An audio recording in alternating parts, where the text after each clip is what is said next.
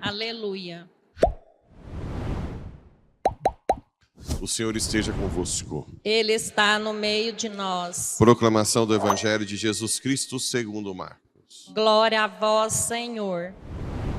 Naquele tempo, começou Pedro a dizer a Jesus: Eis que nós deixamos tudo e te seguimos.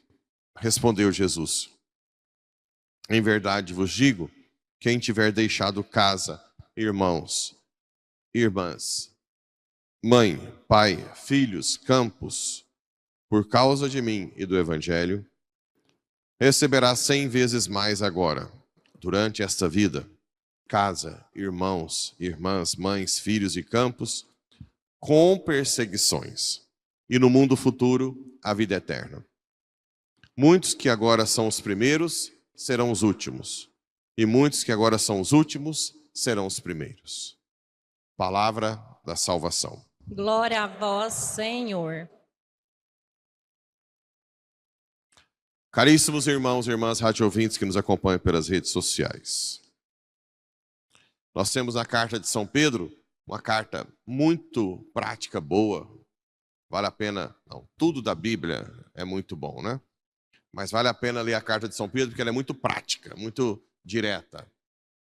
E aqui é o início, o primeiro capítulo. E diz assim: essa salvação tem sido objeto de investigações e meditações dos profetas, né? Que vos estava destinada. Essa, pós-Cristo, foi profetizado. Ninguém sabia quando ele viria, né? A santidade de Cristo. Procuravam saber a que época, né? E ao anunciar com antecedência os sofrimentos de Cristo e a glória consequente. Foi-lhes revelado aos profetas, não para si mesmos, mas para vós, para nós também, pós-Cristo, né? Depois de Cristo. Por aqueles que vos pregam o Evangelho em virtude do Espírito Santo enviado do céu, revelações essas que até os anjos desejam contemplar. A Santa Missa, todos os dias os anjos participam, os santos, aqueles que já estão no céu, participam da missa por amor a Jesus. E nós, que precisamos muito da missa, que a missa salva a alma sua e da sua família inteira, quantos e quantos não fazem esforços nenhum para estarem na missa, né? É impressionante esse obscurecimento da visão, né? Essa cortina de, claro, muitos estão aí, não vêm, porque estão trabalhando, né? Mas muitos poderiam estar, enquanto toda a milícia celeste está presente, os humanos da militante, da igreja militante, estão aí, desdenhando de uma graça extraordinária, né? Por isso, aprontai a vossa mente, sede sóbrios e colocai toda a vossa esperança na graça que vos será oferecida. Essa graça que vem da comunhão, quando vocês comungarem, ou quem não pode comungar, a comunhão espiritual, né? Para aqueles que ainda estão numa situação irregular. Vamos falar daqui a pouco sobre a questão do matrimônio, né? Como filhos obedientes, não modeleis a vossa vida de acordo com as paixões. É isso que eu falei? Uma das paixões é a preguiça. Uma das paixões é a gula. Uma das paixões é a busca do prazer pelo prazer. Não é que nós não podemos ter prazer. Eu recebi um e-mail esses dias para trás de um que é protestante, quer virar católico, me ouve todos os dias, mas acha ruim esse trem, só falar de cruz, de não falar do prazer. É que o prazer, gente, impera que você dê um passo adiante para dar sentido à vida, né? Viktor Frankl, que é um judeu que viveu num campo de concentração e que hoje os terapeutas das logoterapias têm como base.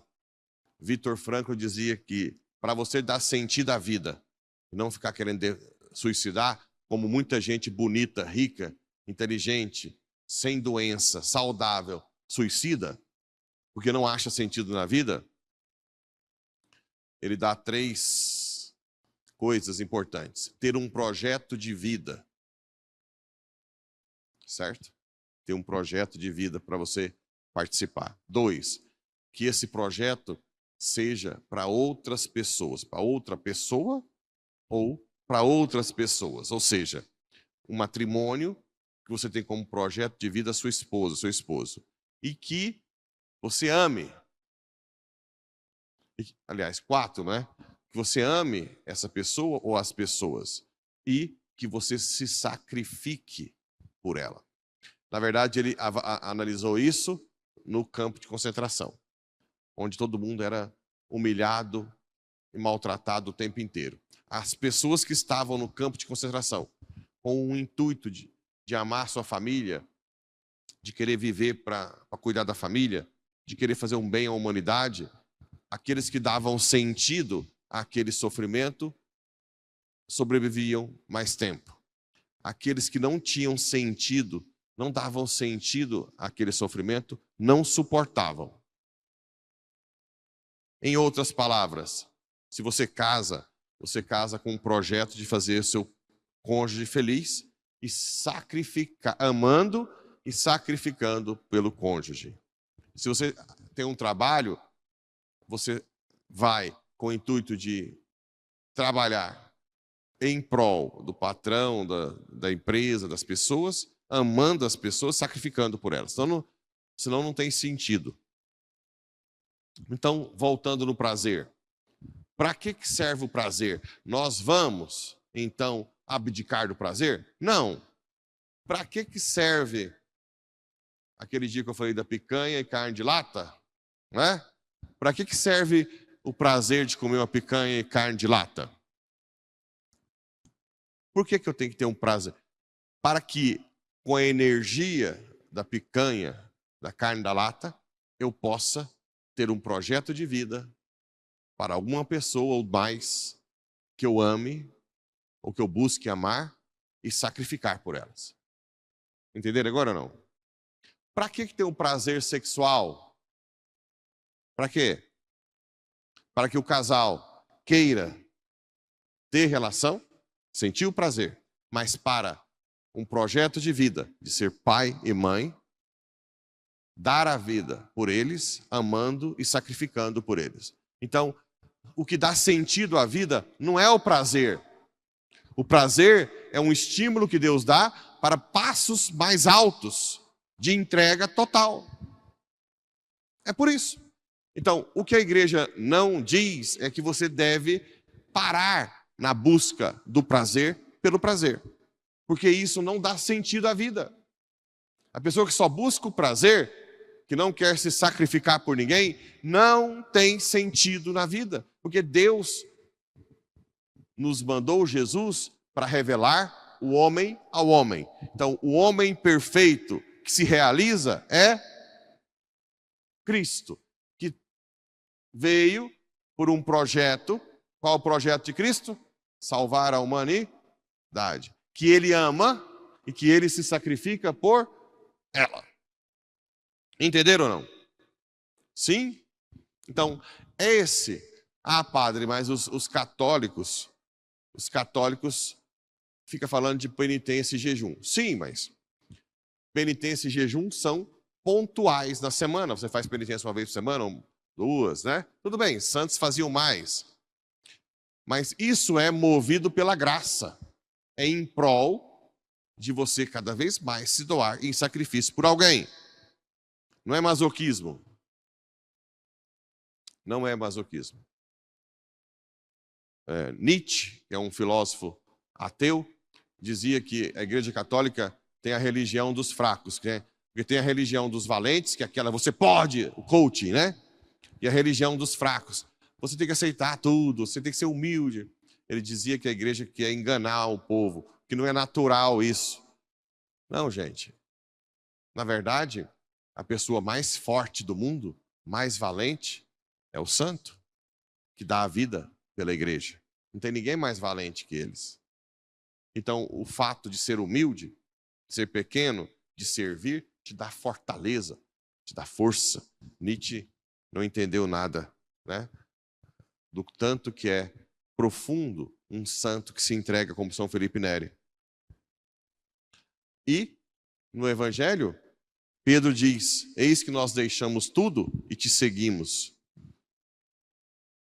Bem, nenhum padre da igreja diz que Pedro deixou a esposa. Ele tem sogra, né? Pode ser que ele seja viúvo. Pode ser que a esposa dele é boazinha, que deixava ele andar com Jesus, né? O matrimônio, o celibato ainda não era bem estabelecido, né? Ao longo da história, principalmente com Gregório VII, lá na frente, que foi proibindo o celibato em favor do reino dos céus. Mas São Paulo já dizia: se eu fosse vocês, não casaria. Mas vocês desobedecem? Vai acabar a humanidade? Não, mas pouca gente obedece São Paulo. Eu não casei e prefiro que vocês não casem. Estou avisando, né? Pegando as frases de... Então, o celibato já é importante desde o início. São Paulo falava isso. Mas ele foi realmente oficializado um tempo depois na igreja. Mas, de todo jeito, se Pedro estava com a esposa ou não, ele caminhou com Jesus, ele priorizou Jesus. Mesmo quem é casado deve amar primeiro Jesus. Ou seja, existe um mínimo que um cristão tem direito: missa diária e uma adoração com o terço rosário. Isso aí, marido nenhum pode impedir.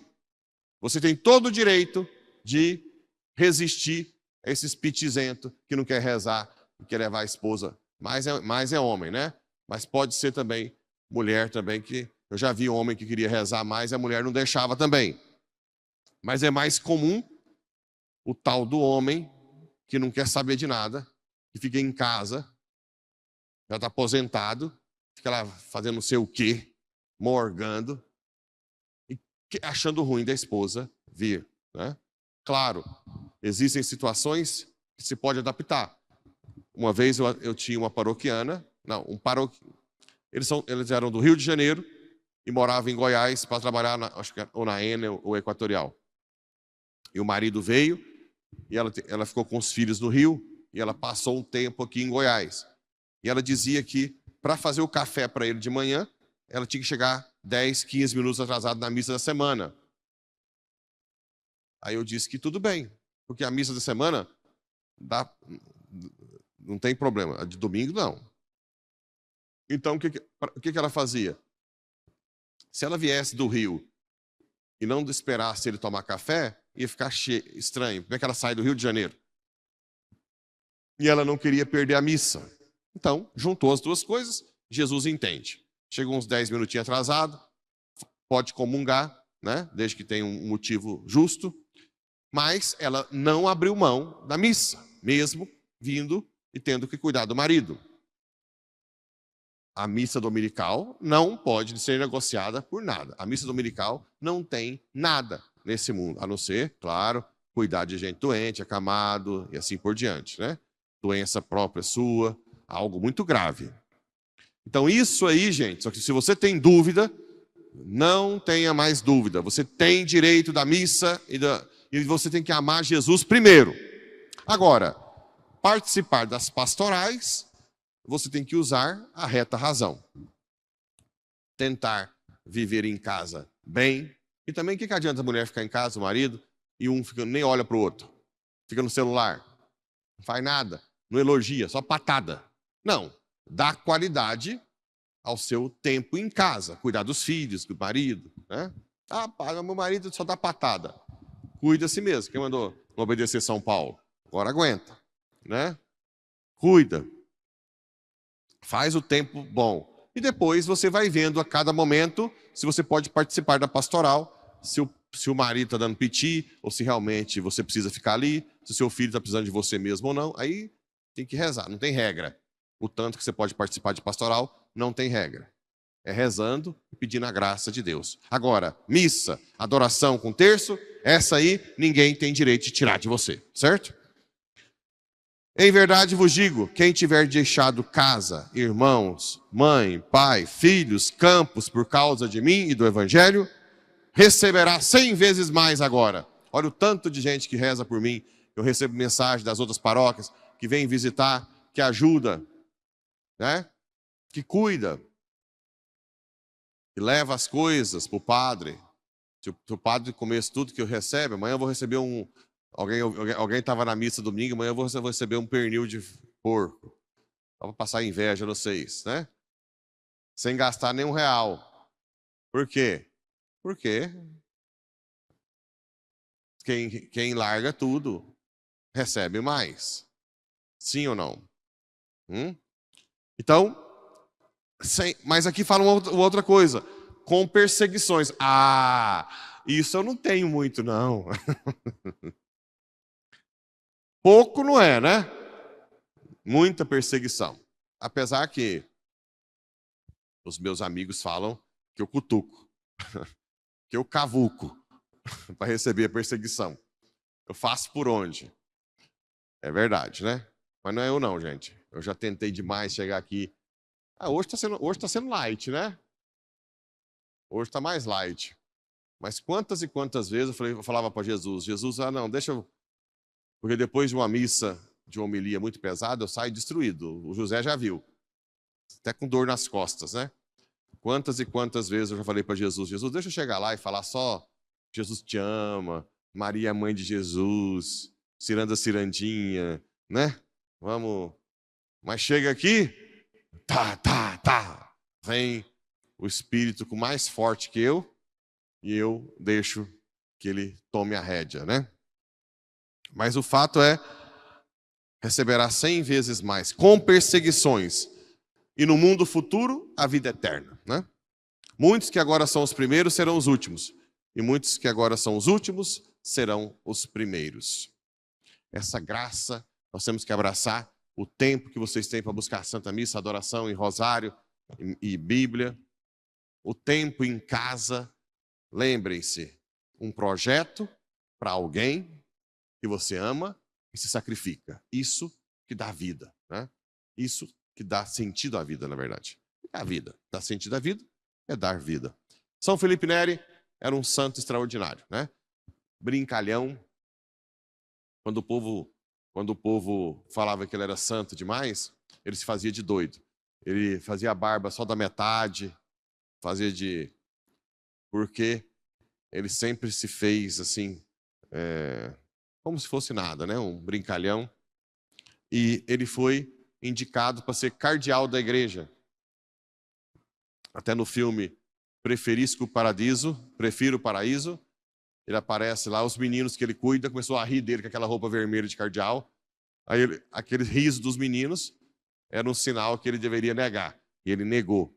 Preferiu morrer com os meninos que ele cuidava, no oratório e tudo mais, do que virar cardeal, né?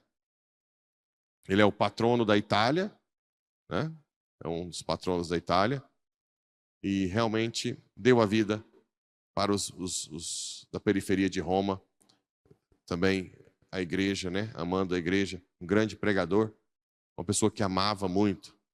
Tirou muitos e muitos delinquentes da rua e viraram padres e outras profissões. Então, que São Felipe Neri nos ensine cada vez mais a não abdicar do prazer. Não. Mas entender que o prazer da comida, do sexo, te leva a algo maior, que é um projeto para alguém que você ama e que você se sacrifica por ele. E não tem ninguém, criatura nenhuma, que participou desse projeto, mais que Nossa Senhora. Um projeto, eis aqui a serva do Senhor, a escrava do Senhor. Faça-se em mim, segundo a tua palavra.